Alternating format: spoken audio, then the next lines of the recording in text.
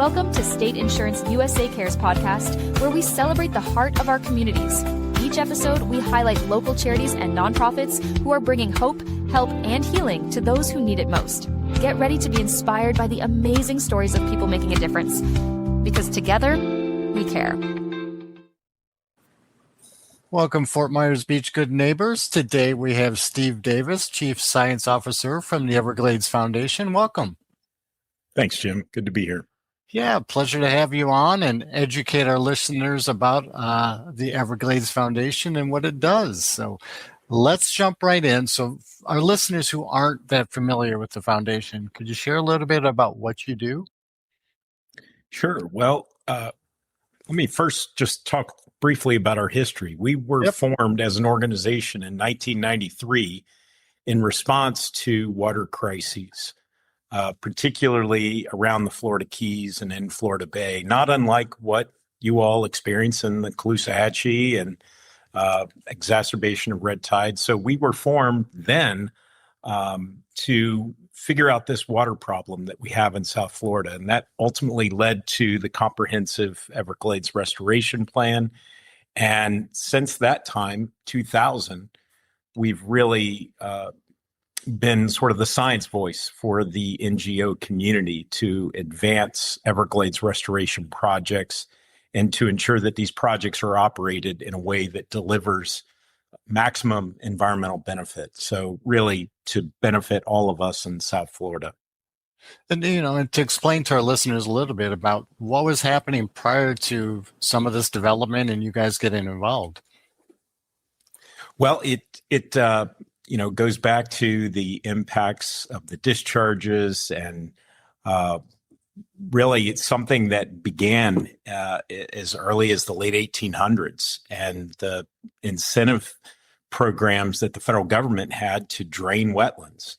And Everglades, was an expansive wetland ecosystem that surrounded Lake Okeechobee, extended up the Kissimmee Valley. And so these problems really went unnoticed because there wasn't a very large population in Florida, especially in South Florida. But as populations grew, people began to realize that their waterfront homes, their connection to this ecosystem became fractured because of the pollution, because of the unnatural way that water was managed.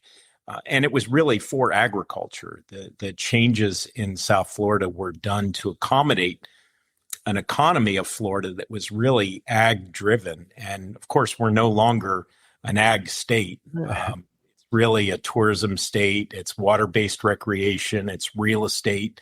That's what drives our state's economy. And so restoration really aligns the management and protection of water resources with our modern day economy. And a lot of that happened, because basically what we were doing was we were preventing some of that water from going naturally into the Everglades, correct? And then we were That's right. The water from Lake Okeechobee used to flow south historically. Mm-hmm. And unnatural diversions that we created to the east and the west, those are just incredibly high volume dumping of what's become polluted water. So it's really a double whammy in terms of impacts to the environment and to the economy. And it's taking it from that center in Lake O and spreading it out throughout both coasts of Florida, pretty much. That's right. Exactly. So what kind of things, you've been involved with this for quite a while now. What kind of things are you proud of or that you see coming forward that, you put your stamp in and said, I'm glad I'm a part of this. We're changing the way things are happening here in Florida? Well, I think most recently it's seeing projects moving, seeing projects coming to completion, seeing critical projects like the Everglades Agricultural Area Reservoir advanced and even accelerated. That reservoir project south of Lake Okeechobee, 10,000 acres in terms of the footprint of the project, plus an additional 6,500 acre treatment wetland adjacent to it. That project is the heart bypass surgery for this Everglades ecosystem. It's the means by which we reconnect large volumes of flow and clean flow back to the south.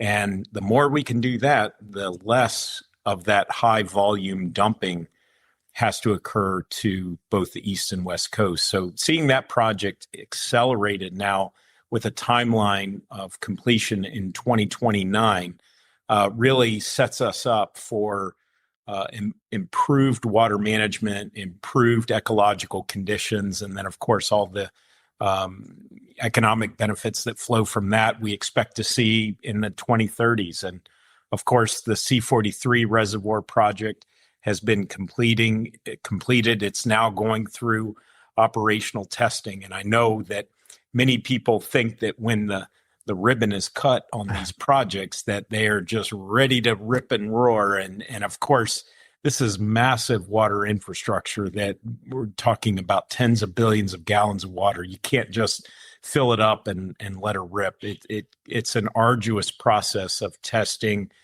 for safety and for just in understanding the effectiveness of these projects. So that project is now in operational testing. We're excited to see that. The reservoir to the east has had some leakage issues that were discovered through operational testing. So that's working to be resolved. And really, there's so much storage built into this restoration plan, primarily because we've disconnected it from Lake Okeechobee. We've compartmentalized it. We've reduced it in half. We lost a lot of wetlands, and the wetlands are natural storage areas. So when you lose wetlands, it's essential to create almost a prosthesis of storage function back into the system. And that's why these reservoirs are so important. And then, of course, we need to make sure the water's clean. So we have means by which we ensure that the water is treated and is able to flow at its natural timing and volume and quality, of course. And I had the pleasure of coming out and touring the EA, and it was just the massive scale and size of it. Can you explain that for our people that haven't heard about it or seen it? Yeah, it's hard to understand the scale unless you actually get out there and see it.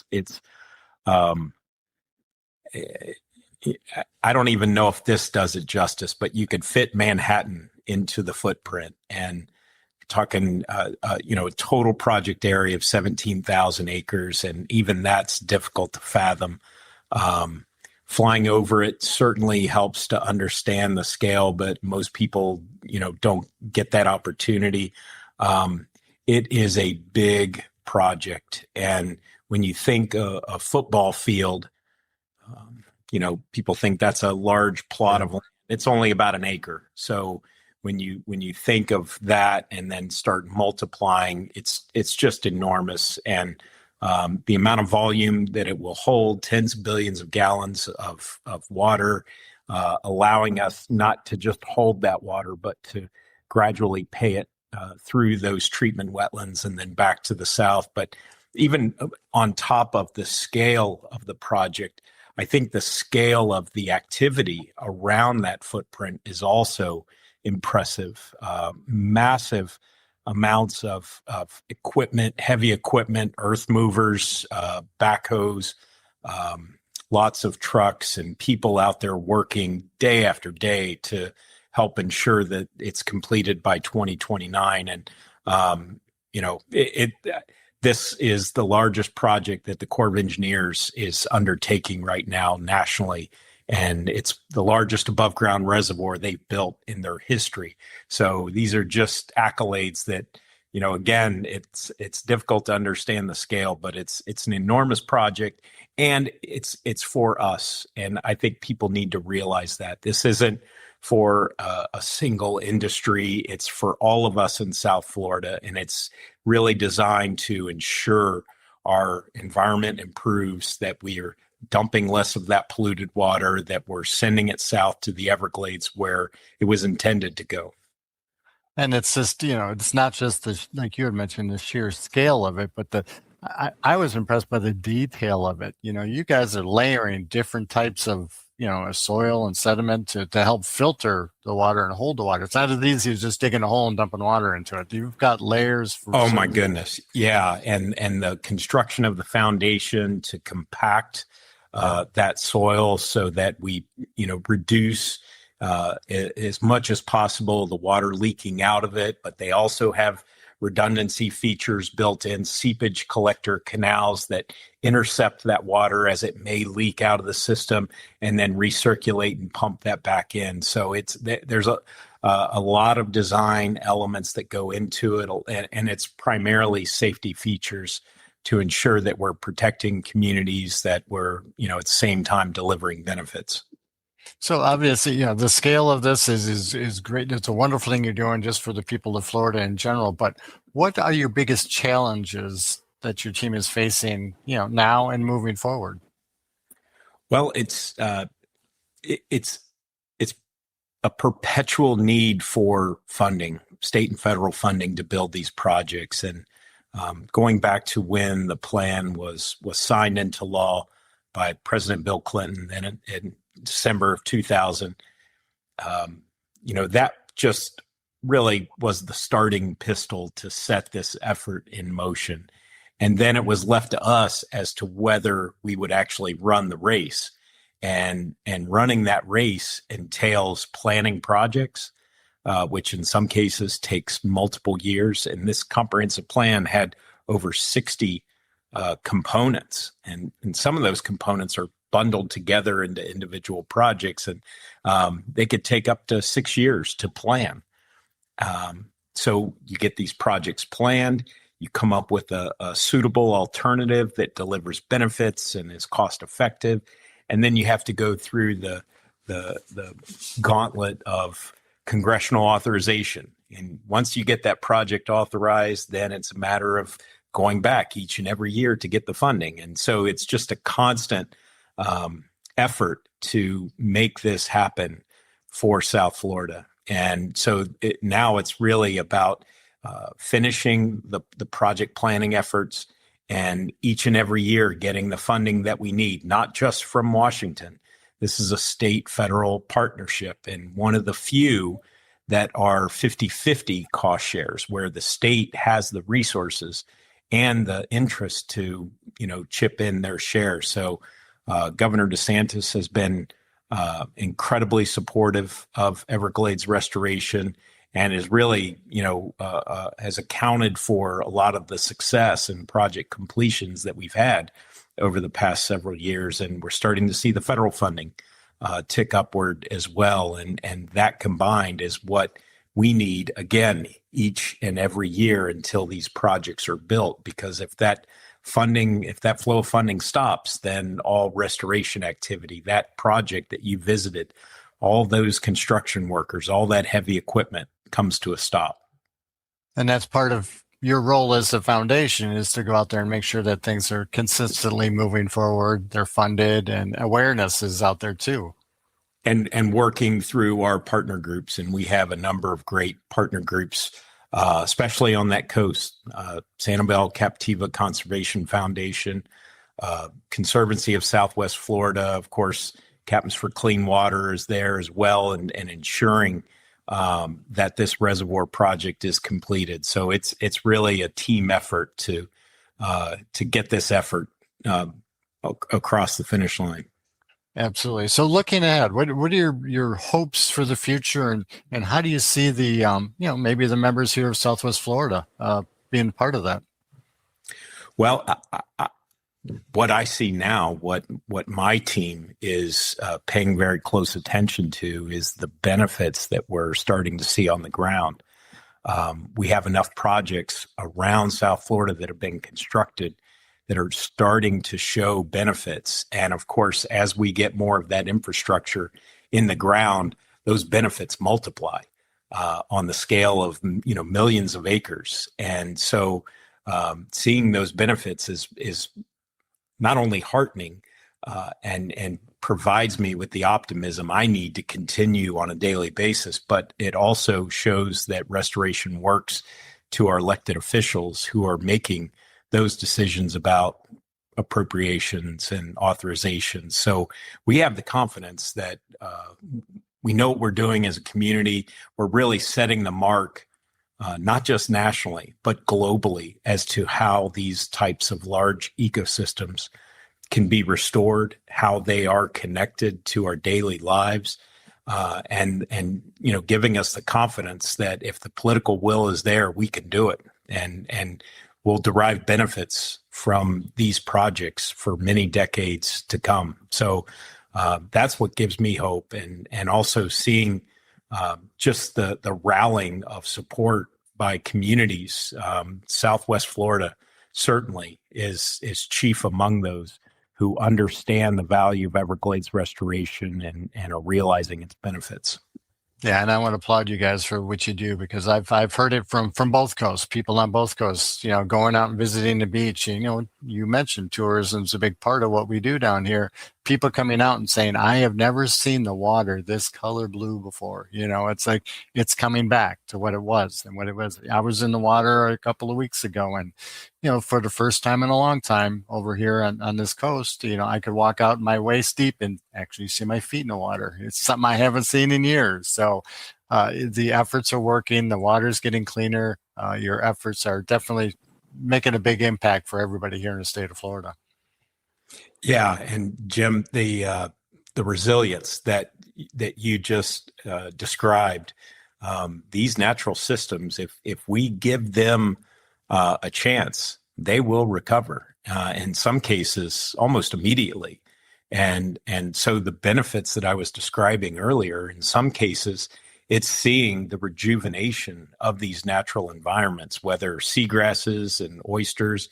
If we stop pounding them with polluted water, or the return of natural ridge and slough habitats in places like the Everglades, it's just a matter of getting the water right and keeping it right. And that's one of the big things that restoration helps with. So speaking about some of that, how would our listeners go about helping, or what can they do to help, I should ask? Well, there are a number of ways. I think, first, it's just becoming educated on the issues and understanding what Everglades restoration is. It's more than just fixing Everglades National Park. It's really about our water management system across South Florida. Having said that, Everglades restoration doesn't solve all our problems. We have water quality problems outside of the scope of what restoration does. But I think increasing awareness of these issues then lends itself more to people wanting to do more with regard to water quality and some of the other challenges. I think knowing where elected officials are on this issue and ensuring that the proper funding levels are there, ensuring that as bills are being proposed either locally or at the state level, that they're not undermining, and in some cases literally undermining the projects that we're trying to get in the ground that deliver benefits to all of us. So I think it's just being aware of the issues and expressing your voice in those instances where you have them. And then, of course, there are, as I mentioned, a number of groups that are focused on these issues, and we're certainly one of them, and we pride ourselves in being the science voice for this NGO community. But we're all, driven by the generosity of donors, and that's what makes us go and are able to succeed. So that's another way, is to get involved and support organizations that are working daily to advance Everglades restoration.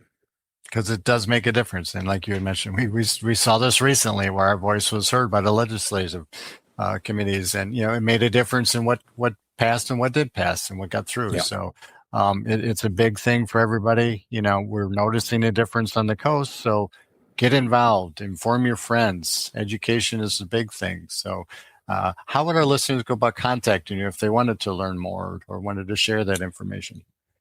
Well, there are a number of ways you can check us out and learn more about the Everglades Foundation. We're at evergladesfoundation.org on the web. We have presence in social media channels, whether Facebook, Instagram, X, LinkedIn, you name it. You can find the Everglades Foundation, and you can certainly find me on our webpage. we've got a great team of scientists at the Everglades Foundation, but we also have significant programs in areas of policy. Again, those folks are focused on these projects, the funding, and of course, policies that are introduced that might impact our success. And we also have an education program at the Everglades Foundation, a K through 12 literacy program. We're in more than 32 school districts across the state. We've reached over 200,000 students in the state of Florida. We have a presence in Collier and Lee counties, and that program has been incredibly successful. And really, it's a matter of getting kids to understand it's not just all about the Everglades, because it's environmental education, and it's not added on top of what teachers are already burdened with. It's a way to incorporate more of the same types of curriculum materials into their classroom, but have it with a local ecosystem as the focal point, understanding the value of water quality, understanding the importance of biodiversity in these students' classrooms. So that's another program that's been incredibly successful. So lots of wonderful things. And, like you said, it's about the education, about learning and sharing that knowledge. Any last words for our listeners today? Well, I just think, again, it's a message of optimism that we know these projects are working.